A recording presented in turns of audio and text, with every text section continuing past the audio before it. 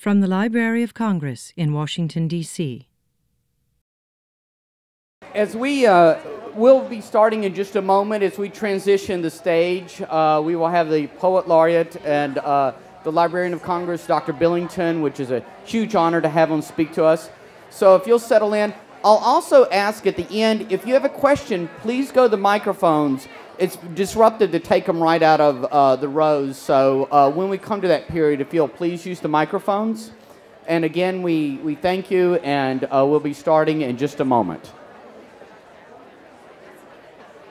Congress, Dr. James Billington.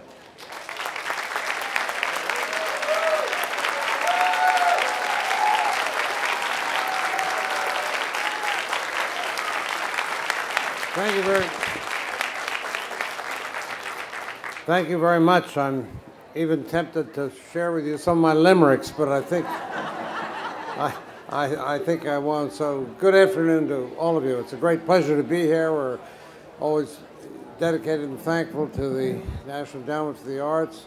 Mr. DeGioia, its former leader, is here with us today, and Mr. Landesman and his company.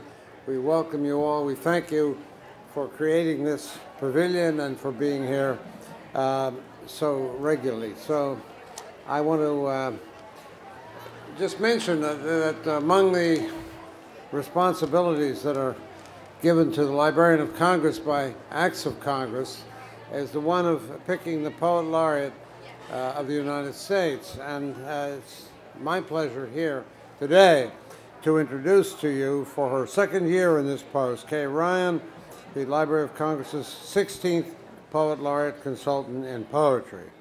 Kay has been an uplifting presence and one of the most popular of our Poets Laureate.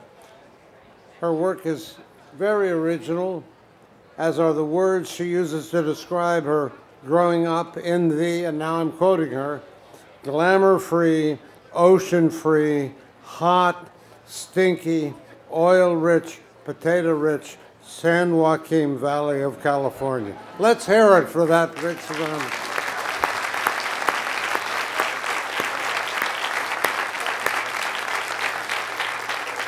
Now, there is another way in which she breaks the mold.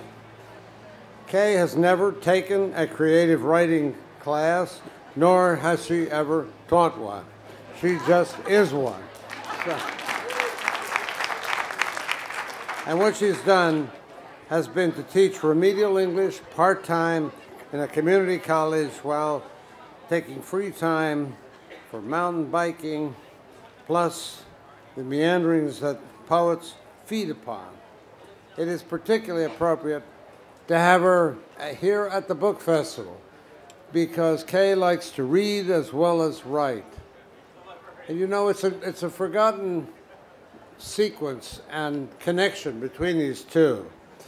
If you can't write, if you start composing just on the chat room without ever having read anything, the writing's not, you don't know how to use the language to express things that can't be expressed except through language. And Kay is a master of all of this.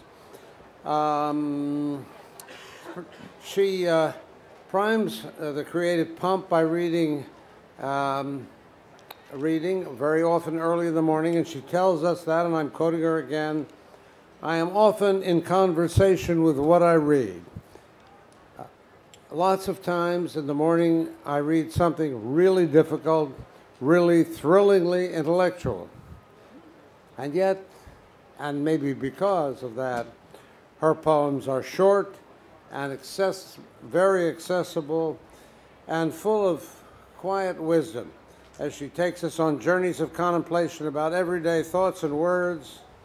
And because of her light touch and her hidden rhymes and sly wit, you must listen carefully when she reads. That's another thing we've lost touch with, good listening. Her poems convey the importance of poetry for the human spirit.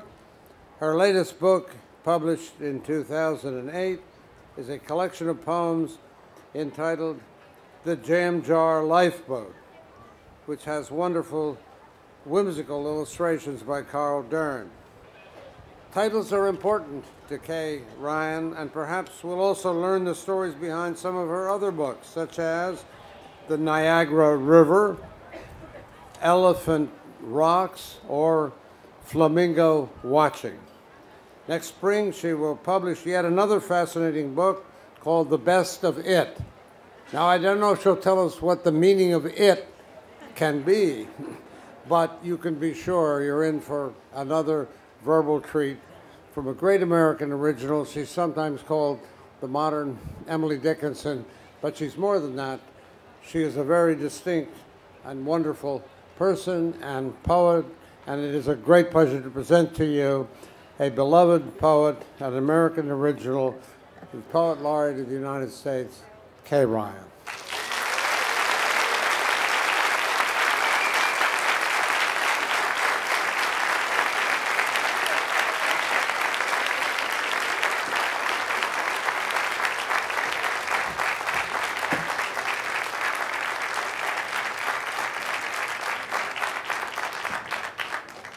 You know, I could just listen to Dr. Billington all day. You know, actually, I'm the anti-Emily Dickinson. You know, she was famous for wearing white dresses. Look, I wear a black suit, you know. Thank you for that, Dr. Billington. It's a thrill and a joy to be here. And look at all of you. Aren't you proud of yourselves? And happy. You know, I am going to start with a book, The Jam Jar Lifeboat. I have taken as a source of inspiration many intellectual thinkers and high-minded people. But one of my favorite writers is Ripley, from Ripley's Believe It or Not. And I've longed, for many years when I didn't have anything to do, which was most of my time, I would just open a Ripley volume at random and give myself the assignment of writing a poem on whatever strange thing he was saying, you know, like a potato was discovered in Kansas, which has the profile of Abraham Lincoln, you know, that sort of thing. So I thought I'd share some of these with you, and I'm delighted to say this book is available at the book tent. Some people asked for it before, and it was hidden away in a box, but it's now out, and it can be purchased. This first poem, to satisfy your curiosity about the Jam Jar Lifeboat, is called that. And here's the epigraph from Ripley. The Jam Jar Lifeboat, invented in 1831 by a man named Bateman, who insisted it was unsinkable, sank the first time it was tested. But, you know, one of the reasons I've always loved Ripley is for his sensationalism. I mean, we all have this unwholesome appetite for the strange, the bizarre, the grotesque, and I've taken his stories very often and looked at the other side, the ways in which the grotesque or the bizarre are ordinary. So in this case, I've taken Bateman's side here, not simply a figure of mirth any longer. Here we are. So his boat sinks. It was quixotic to think the cold, gray North Atlantic might be survived in a jam jar boat. It is not enough that one of something can be made to float with its lid sealed tight.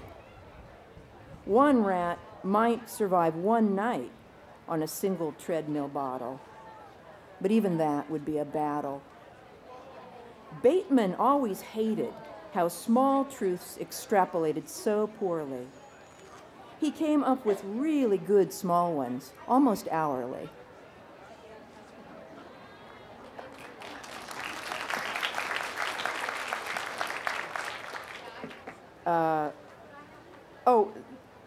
This is a poem about a giant, Chang. Chang was a Chinese giant who wrote his name on the wall 11 feet above the floor. You can see these in the Ripley's book, can't you? Can't you imagine them with those old charcoal drawings, very bold? So here's Chang. Again and again, he wrote the character for his name. high on walls, well over door frames, until no shop or temple but said Chang Chang, far above eye level. If he had been a normal-sized boy, he would have been in trouble. That boy of yours is incorrigible, the villagers would have said. They would not have admired what he did. And Chang did not admire what he did. His brushwork was rather bad. Chang, Chang, Chang, Chang, he wrote, more bored than defiant, hoping only to be laughed at by a later giant.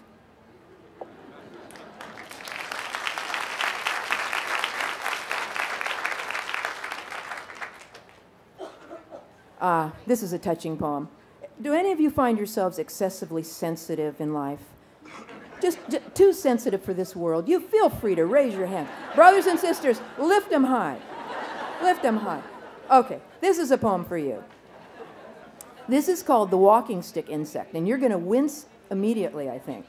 The walking stick insect of South America often loses an antenna or leg. Not so bad yet, right?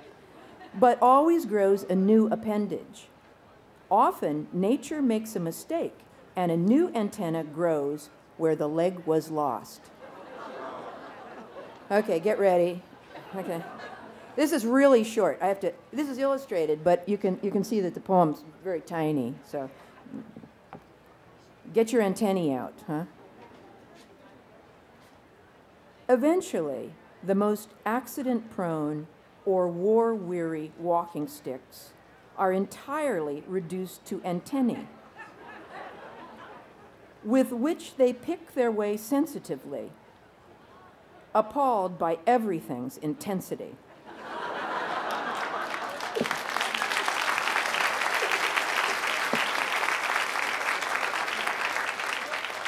You know, some people don't like to have you clap after every poem, but I love it because I only have to read like half as many poems, you know?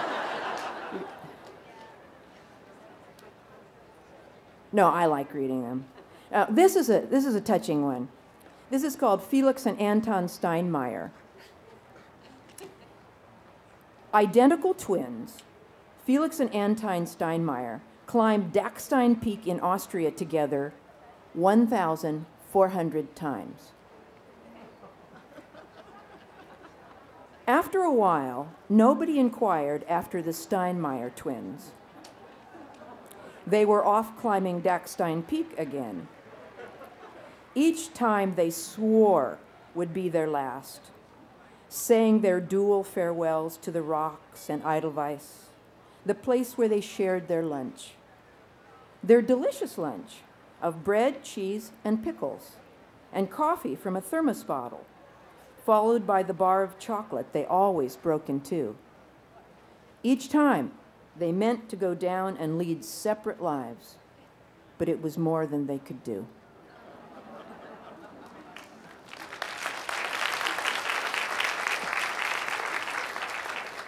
Oh, elephant rocks. Yes, yes, Dr. Billington was saying maybe I would tell you about elephant rocks, about the origin of that title. I'm going entirely off script now because of Dr. Billington, but it's because of a poem, the last poem in the book. I usually make my titles come from a poem, and in this case, it's the last poem. It's usually either the first poem or the last poem in the book. I like to give it a special place, and I had no intention of reading this. And this poem had its origin much differently than most of my poems. I pride myself on being almost immune to human experience and events in the outside world. But in this case, I had sort of a nearly mystical experience when I was up running in the hills near my home in Fairfax, California, in the Bay Area in Marin County. And I suddenly had this sense that elephants were coming out of the ground. There are various beautiful rock formations in our area, and these soft gray stones seemed to me to be coming out of the ground. Now, I never go racing home to write something. I don't even like that thought. I don't like emergencies, and I don't like responding to necessity. Those are very unattractive things to me. But in this case, I had to race home and write this poem. Here and there, at the edges and marges, a bit of an elephant surfaces, a dome and a dip, a haunch or an aspect of head, some worn away, soft, and yet angular hump of the shambling elephant armature, up through the earth, a bump or a knob with the elephant signature. The ancient, implacable creature comes ambling back. A bulge reemerges, that sober, that giveaway gray. The dirt rubs away from a treasure too patient and deep to be lost. However we've hurt, whatever we've done to the beasts, whatever we say.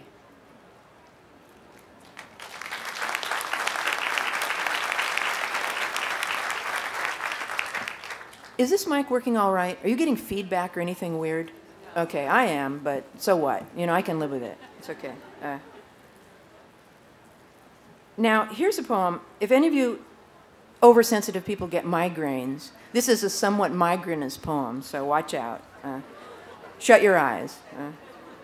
This is called Living with Stripes, and it really has something to do with, in this poem, animals make patterns, but I was thinking about how the mind makes patterns and how overtaxing that can be. Living with Stripes. In tigers, zebras, and other striped creatures, any casual posture plays one beautiful set of lines against another. Herringbones and arrows appear and disappear. Chevrons widen and narrow. Miniature themes and counterpoints occur in the flexing and extending of the smaller joints. How can they stand to drink when lapping further complicates the way the water duplicates their lines? Knowing how their heads will zigzag out, I wonder if they dread to start sometimes.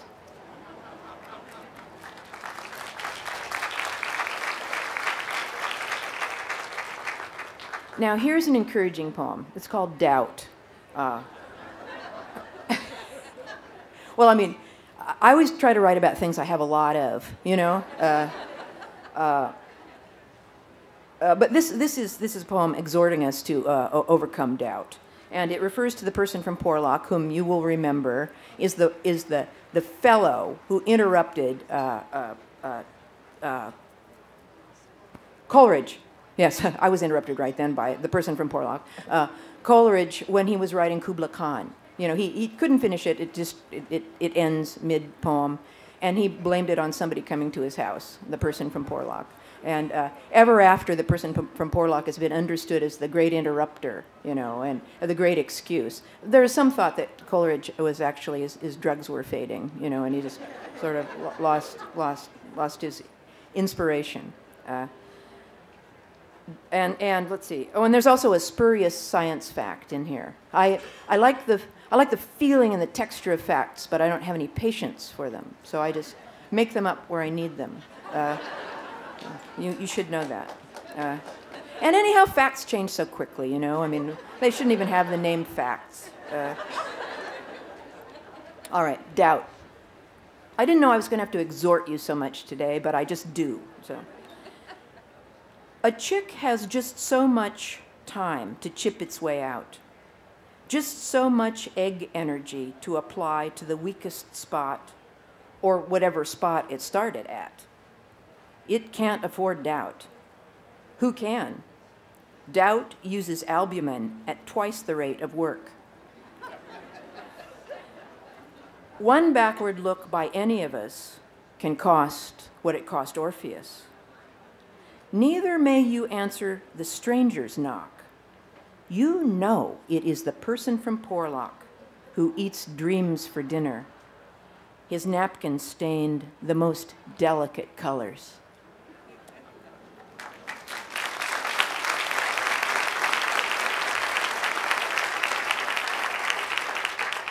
Here's a little poem I never read, so I'll read it.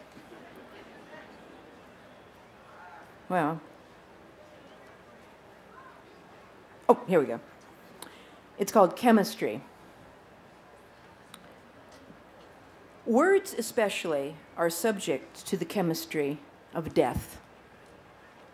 It is an acid bath which dissolves or doubles their strength.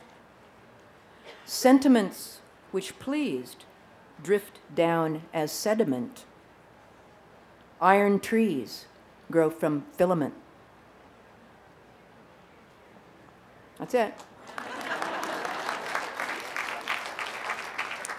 Oh, one of my favorite things in the world is lightness. I mean, among the qualities there are, lightness is one of my favorites. But the awful thing about lightness is that you can't beat anybody over the head with lightness, or it isn't light anymore. I once wrote a long poem, which was very ponderous and heavy, but it had these good lines in it, I think. If a fairy makes a fist, who's impressed? How can lightness insist? You see? It's just a pickle. Okay. So drops of dew are light things, and this is a little poem about the dangers of combination, which happens to these drops of dew. Dew. As neatly as peas in their green canoe, as discreetly as beads strung in a row, sit drops of dew along a blade of grass. But unattached and subject to their weight, they slip if they accumulate. Down the green tongue, out of the morning sun, into the general damp, they're gone.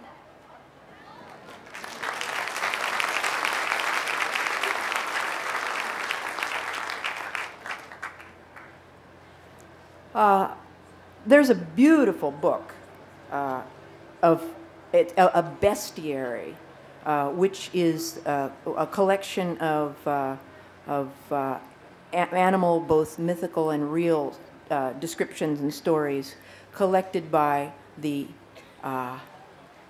great Richard Wilbur and illustrated by Alexander Calder. And it was published many years ago, and it's out in a later edition, which is even old itself. But it's a marvelous, marvelous book, Richard Wilbur's Bestiary. But in looking at the cover, I noticed that it was a bestiary, not a bestiary. I mean, it's not B-E-A-S-T, and I always thought it was a bestiary. So discovering, I don't like learning things. I know most of you do, but I don't. I consider it insulting, you know, to find that I was wrong. And so I tried to make the best of it here. And this is called Bestiary. A bestiary catalogues bests. The mediocres, both higher and lower, are suppressed in favor of the singularly savage or clever, the spectacularly pinchered, the archest of the arch-deceivers, who press their advantage without quarter, even after they've won, which of course they would. Best is not to be confused with good. A different creature altogether, and treated of in the goodiary. A text, alas, lost now for centuries.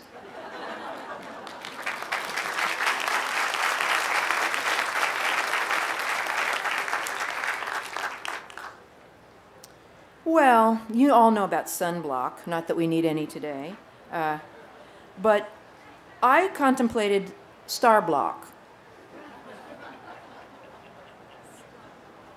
Starblock. Yeah.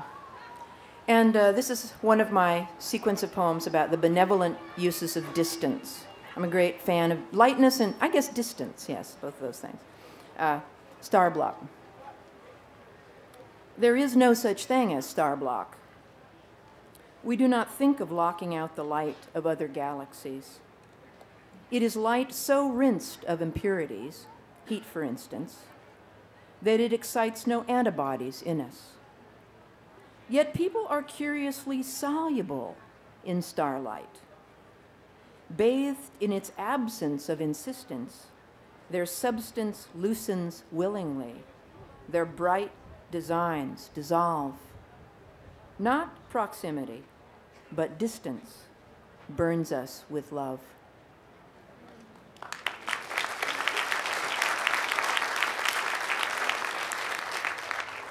These are claims, of course, you know, I could be wrong.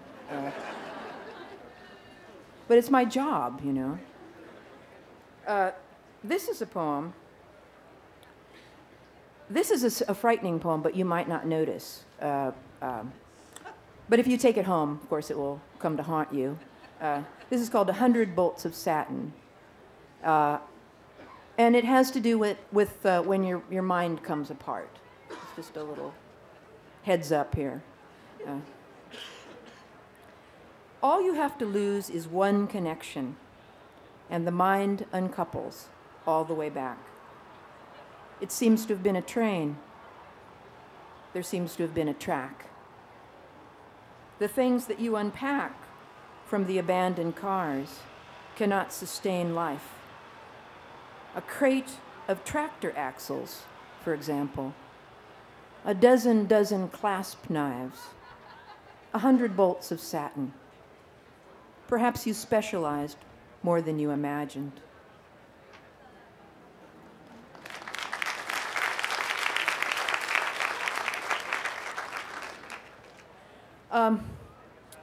Here's a phrase I thought was just bewitching. I was reading Milan Kundera. He's one of my morning writers that I like to read before writing.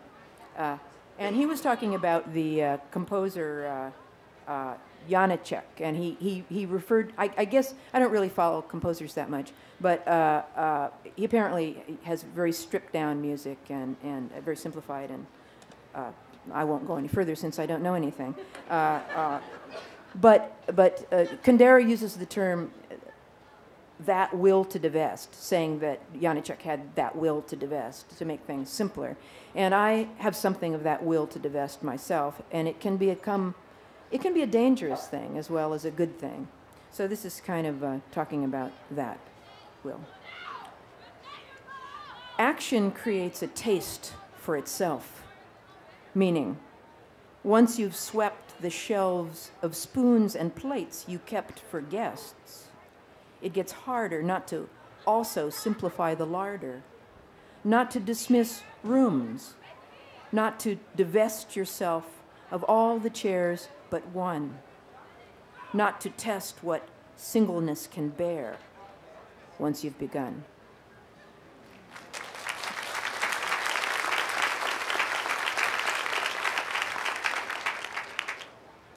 Oh, here's a poem for these hard times. I can always say that because it's always hard times some way or other. You know? This is called It's Always Darkest Just Before the Dawn. I like to speak to myself in homilies of that sort.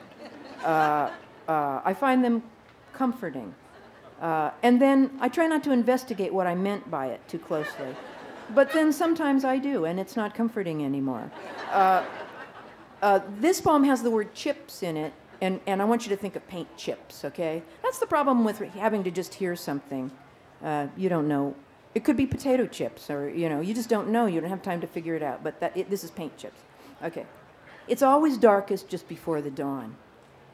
But how dark is darkest? Does it get jet or tar black? Does it glint and increase in hardness or turn viscous? Are there stages of darkness and chips to match against its increments, holding them up to our blindness, estimating when we'll have the night behind us?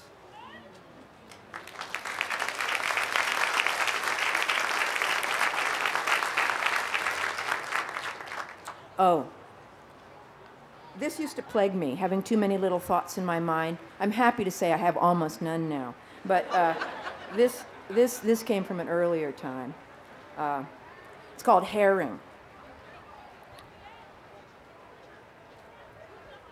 1,000 tiny silver thoughtlets play in the mind, untarnished as herring, They shudder like blinds, then sliver, then utterly vanish. Is it unkind to hope some will eat others? Is it uncaring? When you think about that, you'll laugh later. You know how fish, you know, the big fish eats there's that chain, you know. And I was hoping that maybe I would ultimately wind up with one big fish instead of, 150 herring. Well, it's just pathetic to hear a poet gloss her own poem. It shouldn't happen. If I had any pride, I would never do that. This poem is called Home to Roost. And it, of course, comes from one of those other things I was saying to myself in a more minatory frame of mind that day. I was saying to myself, your chickens are coming home to roost. And meaning to say to myself, you made a lot of short-sighted choices and decisions, and now you are paying the price very painfully. Because they're never good chickens, are they? When those chickens come home to roost, it's never, you've been kind to your family and friends, and now it is your birthday, and here's a party. It's never like that. This poem begins with chickens in what is an unnatural condition for chickens. And some chicken farmers contacted me after they'd heard this on television and told me they liked the poem very much, but that I should know something about chickens that you'll soon find out that is wrong. That I say something, I make a claim, and I said that I really knew that. I just did it for dramatic effect. So I know what I'm talking about here. Okay. Home to roost. The chickens are circling and blotting out the day. The sun is bright, but the chickens are in the way. Yes, the sky is dark with chickens, dense with them. They turn, and then they turn again. These are the chickens you let loose, one at a time, and small, various breeds. Now they have come home to roost, all the same kind, at the same speed.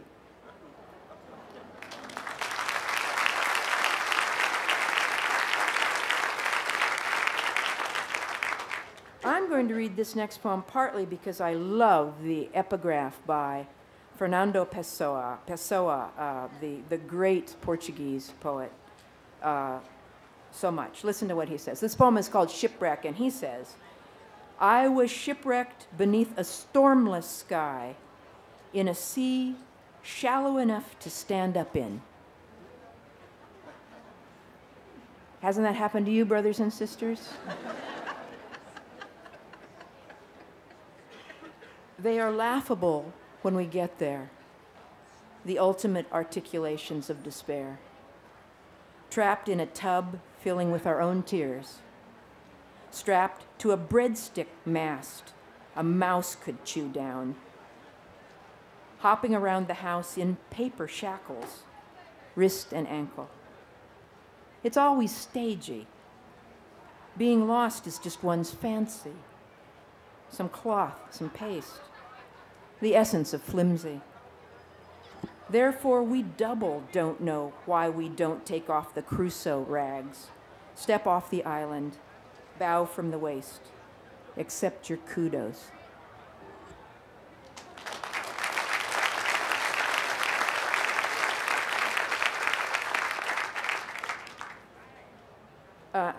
This poem celebrates one of my favorite conditions. I mean, if I can't do that in my own work, well then, who's going to do it for me? This is called reverse drama. It's about the undramatic but wonderful sensation of feeling more at peace. Reverse drama. Lightning, but not bright. Thunder, but not loud. Sometimes something in the sky connects to something in the ground in ways we don't expect. and more or less miss, except through reverse drama. Things were heightened, and now they're calmer.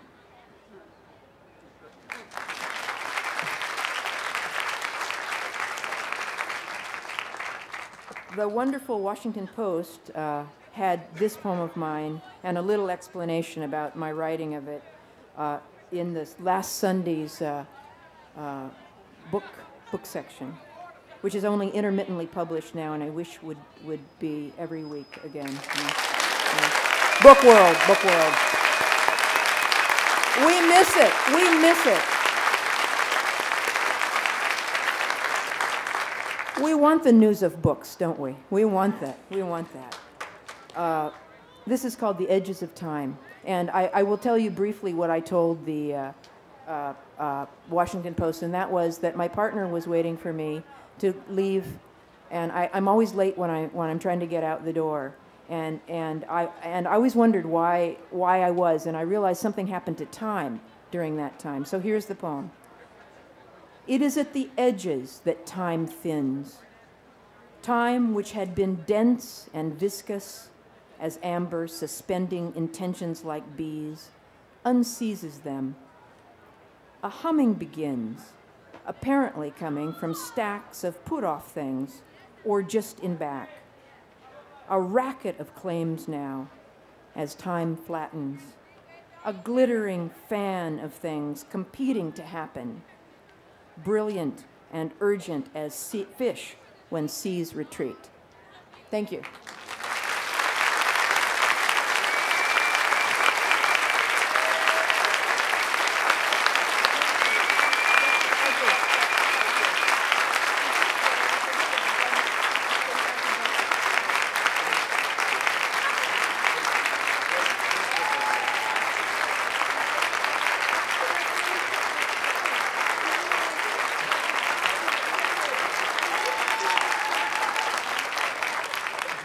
If there are questions, apparently I have a minute or two. I can take a few questions. How long, John?